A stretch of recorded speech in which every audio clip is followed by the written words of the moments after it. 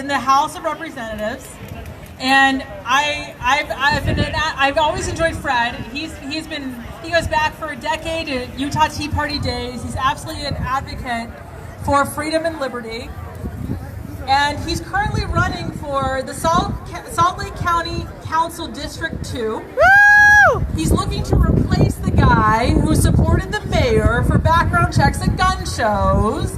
So we definitely got to get Fred Cox elected. But most recently, I want to talk about Fred Cox's courage. Yes. If you want to know who's responsible for the tax referendum in the state of Utah, when the Utah legislature thought it would be a good idea to have a special session in December and raise taxes on food, on fuel, and on services, well, they cherry-pick services because they picked winners and losers, right? Well, Fred Cox decided that this was not acceptable. And then he got together a team of 5 other people to say, I need you to sign on board. And that's when my phone rang, and he asked me if I would be one of those 5. And I did. And it was a very important referendum that nobody thought we could ever do. Because here we were in the middle of Christmas and New Year's and the beginning of January, where we would have to get a referendum passed, where we would have to get 116,000 signatures in 40 days, which I don't think, without a big budget, most people couldn't do that. But nonetheless, we took this on, and everybody who's familiar with this referendum process and collecting signatures looked at us and thought we were crazy, because they were like, you're never going to get this. Unless you have a couple $1 million to pay people to do it, you're never going to get it. And they thought we were crazy, but we went ahead and we proceeded to do it. And we put it out to the public. And what's interesting about this effort is that people from all across the entire spectrum supported this effort. I would say from anarchists to communists supported this referendum. Woo! And it was a beautiful thing to stand arm in arm with people from across the entire political spectrum, standing next to each other in Harmons, collecting signatures for this petition so that we could get our 116,000 signatures. Well, the day came, and everybody thought there's no way they've done it.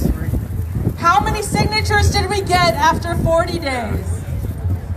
170,000 signatures. And these were all independent people. Nobody was paid during this effort. We raised funds through a group of people and citizens, and we just said, hey, we got to print these petitions, and people donated. And it was all done through volunteers, and it was the most beautiful. No party involved. Everybody from across the entire spectrum said, absolutely not on my watch. And citizens stood up, and they stood in grocery stores, and they got and collected these amazing signatures. And it was an incredible feat. And that is what the power of citizens can do, like all of you, because there's more of us than there are of them. And so that is the power of us as citizens when we work together and we don't let the media divide us. Woo! So I want to thank Fred Cox for leading that effort, and hopefully if you're in Salt Lake County and District 2, you can support him for this council position. Fred, come on up. Woo!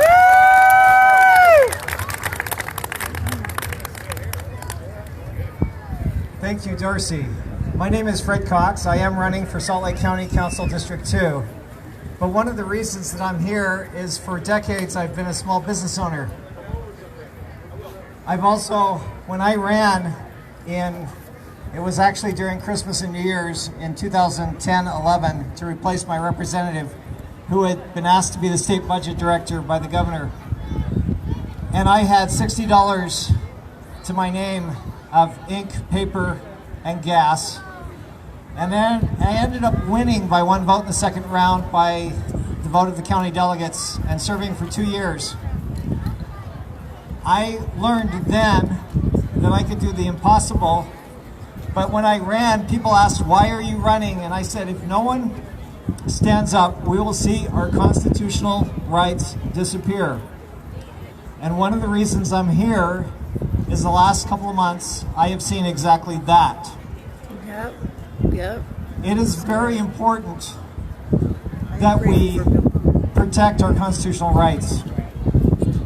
We have given the government too much power, and we need to take it back. Woo! Yeah! One of the reasons that I stepped forward and ran that referendum was I have read thousands of bills, and I had fought raising tax on food since 2011, and I could not believe that they included that. And then they included 4 other things that I found just as bad, and we found that between those 5 things, we found people that hated at least one of those items. And I called my liberal friends and I called my conservative friends and I said, will you help me? And they said yes. And I called 4 other people to sign that initial referendum petition request for sponsors. And I called people I knew that they could not give them $100,000 or $1 million and they would be corrupted. I knew that I trusted them. And so that's why I called them. I want you to know that this is important. I have a face mask in my pocket. I have antibacterial. I deal with people that are at risk. I am social distancing. But this government should never, according to our Constitution, be able to shut down a business for doing nothing wrong, a private business. Woo! Yeah! I have spent decades helping those small business owners as an architect get their building permits and be able to open up. I have helped hundreds of restaurants open up, and many of them were never designed for drive-through. They were never designed for this. And when they announced that they had to shut down or at least totally change their business plan, I thought, give them a choice. Tell them that you have to meet these requirements. You need to be able to keep your employees safe. You need to be able to keep your customers safe. And tell them that they've got to do that, but if they do, they would stay open. That is so important. We're starting to do that now, but we should have done that 7 weeks ago. Yes! And who's to say that because I now work for a contractor that's also an architect, in addition to my small business, it didn't have to close down, but I have worked for the last probably 6 weeks from home. I was able to do so. But many businesses have been literally shut down. They couldn't operate at all. And that is not something the government should ever do, should never do again. We need to make sure that any laws that are on the books that give them that authority they think are modified or changed so that we do not have this happen again. This is not going to be the first or the last virus that will come through in waves. 10 years ago, I went to a Thanksgiving dinner with about 19 people. One person was sick. They were careful. Within 2 days, all but 3 of us had the H1N1. It was very catching. Luckily, it wasn't that bad, at least not for me. But I've been to restaurants where I've gotten like the norovirus because some little kid didn't wash their hands properly or whatever. We need to be safe, we need to be careful, but we are Americans. We are free. Woo! When the governor announced that people coming into the state of Utah would have to fill out papers, I immediately remembered a movie many years ago called The Hunt for Red October, and there was a discussion, and this guy that was going to be coming to our country for the first time wanted to know if he could go from Montana to Arizona without papers, and he was told that he could. We cannot lose our freedoms. Woo! Yes, we can be safe. I deal with people that are at risk, so I'm careful. We've had people in my area, I'm only 6 miles away from where all those earthquakes were. We had hundreds of aftershocks. I've got people in my area that are traumatized from earthquakes, traumatized because they had family that have died, and traumatized because of this virus. So we need to be careful with each other and treat each other with respect. I walked into this parking lot wearing my mask, and then I decided that I could stay far enough away I'd be okay, so I put it in my pocket. We have people with masks. They should be respected. They should be treated well. And if you have a small business, this is my opinion. We don't all agree on everything, but we do agree that our government should not do this ever again, and we need to take that right back. But if you have a small business that has a sign that for the last 2 months they've been closed and they want to have masks, I'm going to have a mask. Not everybody's going to agree with that decision, but I'm going to go in there and I'm going to support them. And if it makes me feel better or them feel better for me to have a mask, I'm going to have one. But it's very important that we do not give the government to make those decisions. This race that was canceled, why? There's no reason for it to have been canceled. Why would a government official make that kind of decision?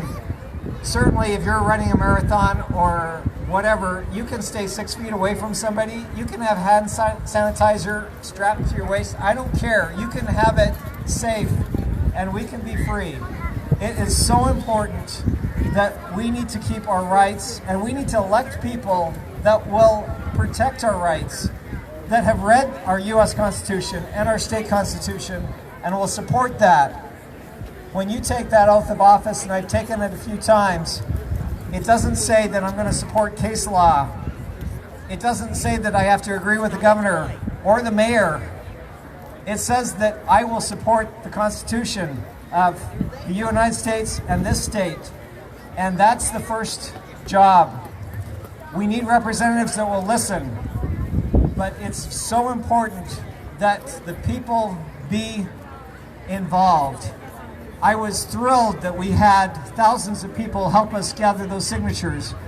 We have a number of them here that spent a lot of time. It wasn't one person or 5 people or 10 people. We had hundreds and hundreds around the state, people that would drive from Salt Lake or Provo down to Cedar City or St. George to move those packets. We had people donate $5 and $10 and $25. In fact, most of our donations, probably 30,000 out of about 36,000, were all small donations. And they came from places in Utah that I had to look up. Anyway, I've used up my time. I want you to know that this is important. Our country is important. Our rights are important. Thank you so much for being here.